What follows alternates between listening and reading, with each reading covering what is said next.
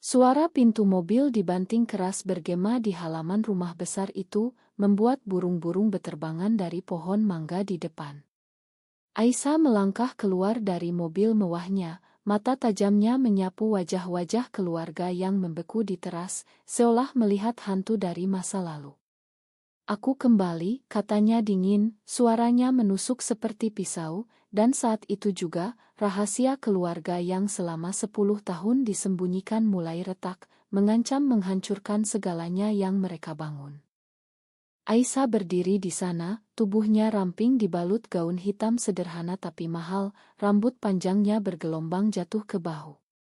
10 tahun lalu, dia adalah gadis 18 tahun yang ketakutan, diusir dari rumah ini karena mencintai seorang perempuan. Kini, dia adalah wanita sukses, pemilik perusahaan startup teknologi yang sedang naik daun di Jakarta. Tapi di balik senyum tipisnya, ada api dendam yang membara. Keluarganya, ayah, ibu, kakak laki-laki, dan adik perempuan, memandangnya dengan campuran keterkejutan dan ketakutan. Mereka pikir dia sudah hilang selamanya, dihapus dari silsilah keluarga seperti noda yang memalukan. Ayahnya, Pak Budi, seorang pengusaha properti konserati, melangkah maju dengan wajah memerah. "Apa yang kau lakukan di sini? Kau bukan bagian dari kami lagi," suaranya gemetar, tapi Aisyah hanya tertawa kecil, suara yang penuh kepahitan. Dia ingat malam itu 10 tahun lalu ketika ayahnya menemukan surat-surat cintanya untuk Maya, teman sekolahnya. "Kau najis. Keluar dari rumah ini," teriak ayahnya saat itu, sementara ibunya menangis dan adiknya, Rina, memandangnya dengan jijik. Kakaknya, Andi, bahkan tidak membelanya, malah ikut mengusirnya agar keluarga tetap suci. Aisyah pergi malam itu juga, dengan tas kecil dan hati hancur. Dia tinggal di jalanan Jakarta selama berbulan-bulan, bekerja serabutan, tidur di shelter untuk tunawisma. Tapi dia bertahan, belajar coding sendiri di warnet murah, dan bertemu Maya lagi di sebuah kai kecil. Maya, yang dulu adalah cinta pertamanya, kini menjadi pasangannya dalam hidup dan bisnis. Mereka membangun perusahaan bersama, dari nol hingga jadi unicorn di bidang intech. Tapi sukses itu tak pernah menghapus luka. Setiap malam, Aisyah bermimpi tentang keluarganya, tentang bagaimana mereka membuangnya seperti sampah. Kini, dia kembali ke rumah di Bandung ini karena sebuah undangan pernikahan adiknya, Rina. Undangan itu datang secara tak sengaja melalui email bisnisnya, dan Aisyah melihat kesempatan. Dia tahu keluarganya sedang dalam masalah keuangan. Perusahaan ayahnya bangkrut karena korupsi yang disembunyikan, dan mereka butuh investor. Aisyah datang sebagai investor potensial, tapi sebenarnya, dia datang untuk membalas. "Aku dengar kalian butuh bantuan," kata Aisyah, melangkah masuk ke ruang tamu yang dulu penuh kenangan bahagia. Ibunya, Bu Siti, mundur selangkah, tangannya gemetar memegang gelas teh. Kau sudah berubah," gumam Bu Siti, tapi Aisyah tahu itu bohong.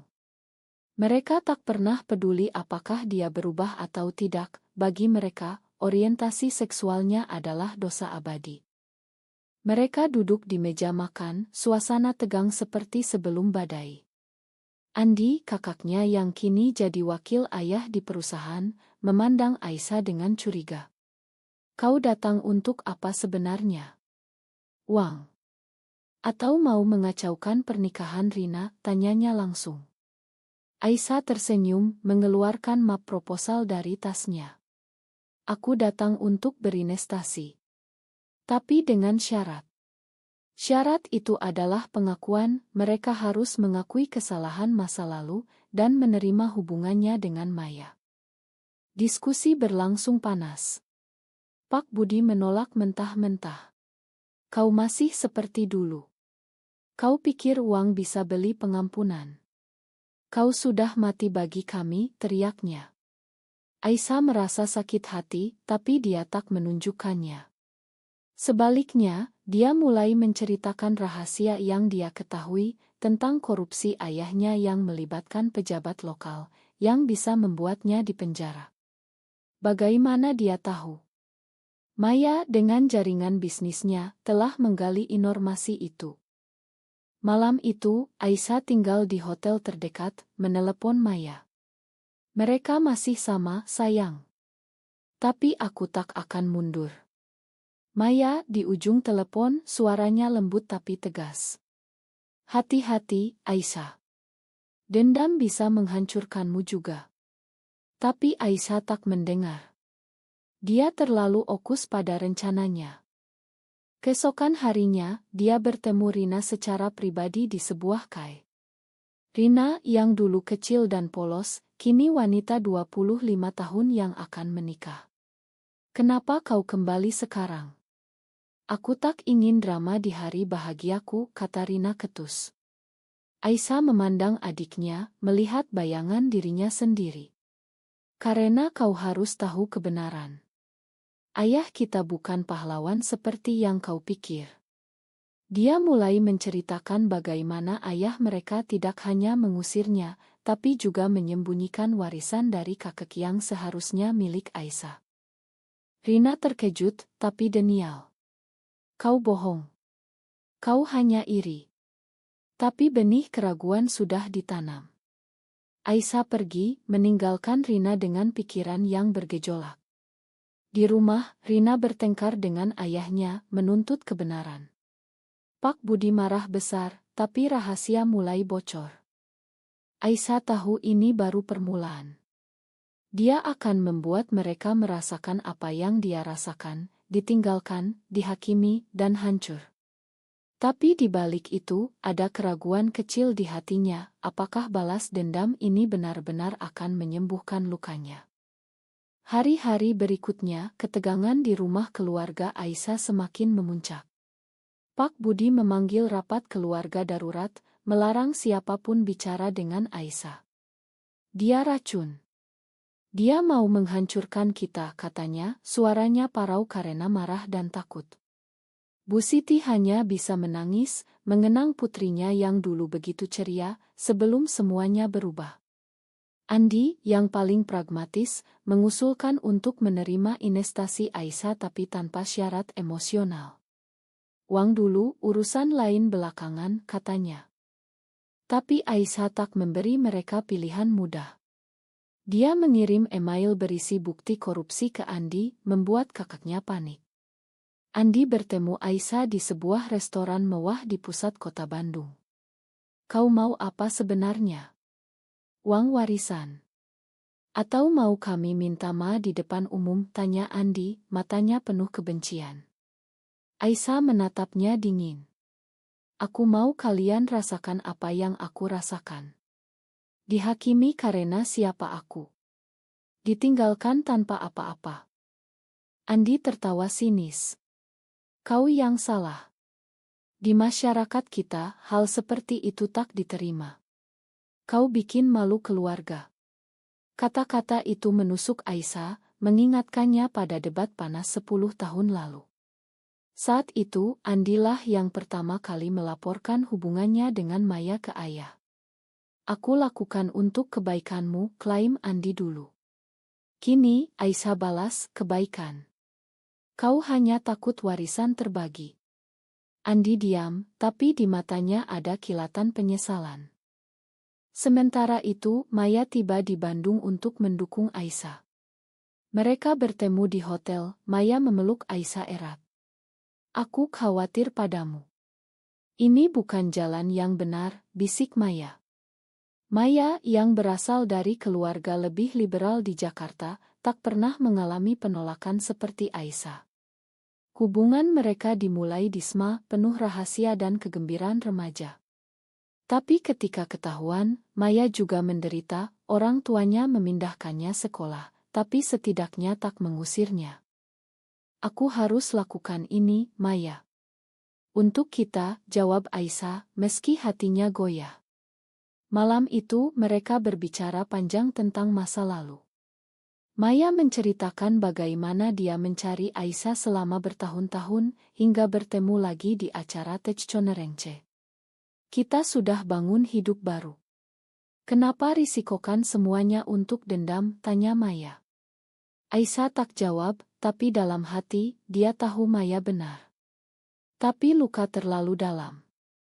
Keesokan paginya, Aisyah menghadiri acara pertunangan Rina. Suasana pesta mewah, tapi tegang. Tamu-tamu bergosip tentang dikembalinya anak hilang.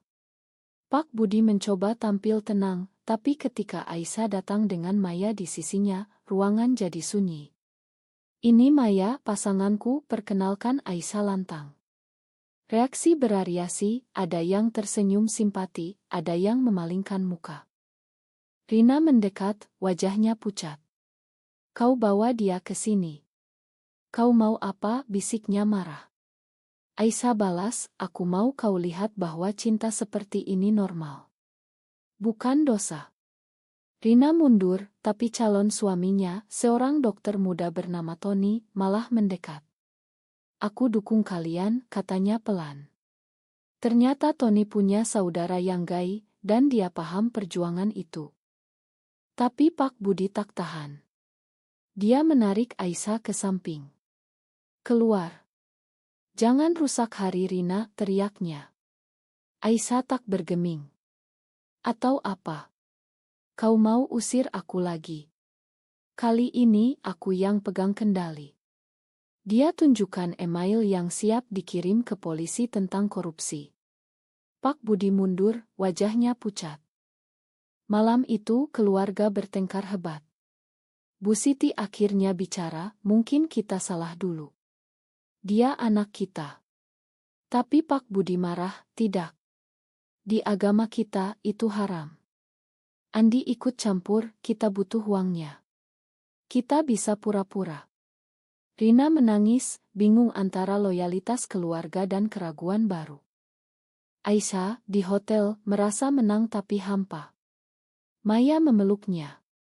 Ini bukan kemenangan, Aisyah. Ini kehancuran. Aisyah mulai ragu, tapi rencana sudah berjalan. Dia akan ungkap rahasia lebih besar, tentang perselingkuhan ayahnya yang disembunyikan, yang bisa hancurkan pernikahan Rina. Hari berikutnya, Aisyah bertemu Bu Siti secara rahasia. Ibunya menangis, makan ibu, nak. Ibu takut masyarakat. Aisyah terharu, tapi tak lunak. Ma, tak cukup. Kalian harus bayar.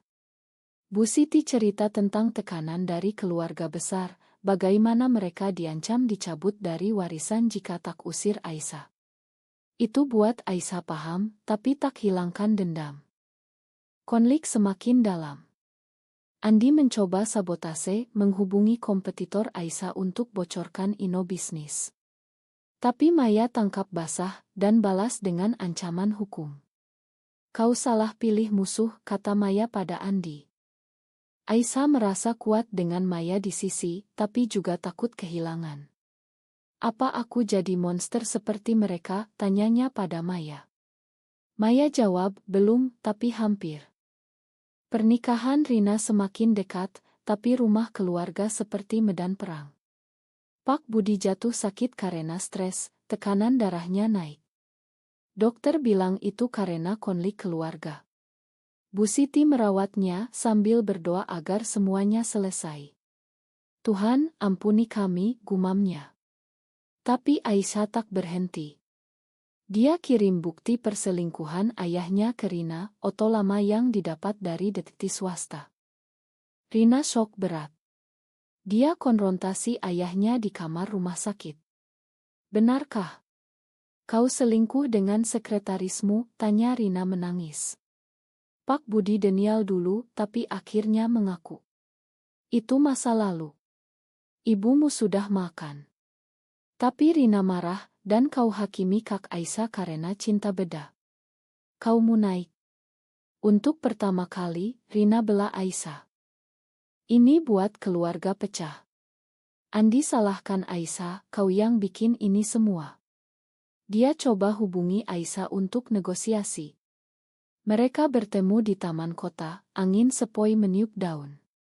Hentikan ini. Ambil uang warisanmu, tapi jangan hancurkan kami, pinta Andi. Aisyah gelengkan kepala. Kau dulu yang mulai. Kau laporkan aku ke ayah. Andi akui, aku takut. Masyarakat kita tak terima lesbian. Aku pikir itu terbaik. Aisyah cerita tentang penderitanya, hidup di jalan, lapar, tak punya tempat tinggal. Kau tak tahu rasanya ditolak keluarga sendiri. Andi diam, matanya basah. Ma, katanya pelan. Itu pertama kali ada penyesalan dari keluarga. Sementara itu, Maya mulai ragu dengan rencana Aisyah. Di kamar hotel, mereka bertengkar. Ini terlalu jauh. Kau mau hancurkan pernikahan Rina? Tanya Maya marah. Aisyah balas, mereka hancurkan hidupku. Aku pantas balas. Maya pegang tangan Aisyah, tapi apa harga yang kau bayar? Hatimu semakin dingin. Aisyah menangis pertama kali sejak kembali. Aku takut kehilanganmu karena ini. Maya cerita tentang pengalamannya sendiri, bagaimana orang tuanya akhirnya terima setelah bertahun-tahun. Pengampunan butuh waktu, bukan dendam. Tapi Aisyah tak yakin. Dia lihat masyarakat Indonesia masih penuh prasangka terhadap LGBT. Berita tentang diskriminasi, kekerasan, buat dia marah. Hari pernikahan tiba. Gereja penuh tamu, bunga-bunga indah. Rina tampak cantik dalam gaun putih, tapi matanya sembab. Tony, calon suaminya, tahu semuanya.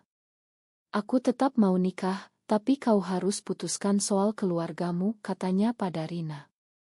Aisyah datang tak diundang, dengan Maya. Mereka duduk di belakang, tapi kehadiran mereka buat gosip menyebar. Pak Budi, yang baru keluar rumah sakit, memandang mereka dengan kebencian. Saat upacara, pendeta bicara tentang cinta dan pengampunan. Kata-kata itu menusuk Aisyah. Tapi sebelum sumpah, Rina berhenti. Dia lari ke belakang gereja, menangis. Aisyah ikut, menemukannya di taman. Kenapa kau lakukan ini? Aku benci kau, teriak Rina. Aisyah duduk di sampingnya. Aku tak benci kau. Aku mau kau lihat kebenaran sebelum nikah. Rina cerita, aku takut jadi seperti ibu, bertahan dengan suamimu naik. Momen itu, Aisyah lihat dirinya di Rina, korban norma masyarakat. Jangan nikah jika ragu, nasihat Aisyah. Rina peluk Aisyah, makan aku dulu kecil dan bodoh. Itu awal rekonsiliasi. Tapi Andi tak terima. Dia konfrontasi Aisyah di luar gereja. Kau hancurkan pernikahan adik kita. Dia pukul Aisyah, tapi Maya halangi. Keributan terjadi, tamu melihat. Pak Budi datang, marah besar. Ini semua salahmu, katanya pada Aisyah. Polisi datang, tapi Aisyah tak tekan tuduhan. Malah, dia tawarkan bantuan medis untuk ayahnya. Aku tak mau kau mati sebelum minta maaf, katanya dingin. Malam itu, keluarga berkumpul di rumah. Bu Siti usul bicara terbuka. Mereka duduk lingkaran, cerita masa lalu. Pak Budi akui kesalahannya, aku takut apa kata orang. Tapi aku salah. Andi juga minta maaf. Rina putuskan tunda pernikahan. Aisyah merasa lega, tapi juga kosong. Apa ini akhir? Tanyanya pada Maya. Maya jawab, ini awal baru, jika kau inginkan. Tapi dendam belum hilang sepenuhnya. Aisyah tahu masyarakat luar masih hakimi. Dia putuskan publikasikan ceritanya di media sosial, untuk bantu orang lain seperti dia. Reaksi bercampur, dukungan dari komunitas LGBT, tapi juga hujatan dari kelompok konservatif. Aisyah terima risiko, tapi itu buatnya lebih kuat. Setelah pernikahan ditunda, keluarga mulai perbaiki hubungan. Pak Budi undang Aisyah dan Maya makan malam. Suasana awkward, tapi Bu Siti usaha buat nyaman. Coba masakan ibu, katanya, sajikan rendang Aurit Aisyah. Aisyah makan pelan, ingat masa kecil. Terima kasih, katanya, suara lembut. Diskusi mulai. Pak Budi cerita tentang tekanan dari keluarga besarnya, yang sangat religius. Mereka ancam cabut dukungan jika tak usir kau. Aisyah paham, tapi tanya, tapi kenapa tak bela anak sendiri? Pak Budi diam, lalu jawab, aku lemah. Makan ayah. Itu momen emosional, air mata mengalir. Andi cerita tentang rasa bersalahnya. Aku iri padamu dulu. Kau pintar, sukses sekarang. Aisyah terkejut. Ternyata Andi gagal di bisnis, dan iri pada Aisyah. Aku salah, akui Andi. Rina paling terbuka. Dia cerita tentang Tony, yang dukung dia konfrontasi keluarga.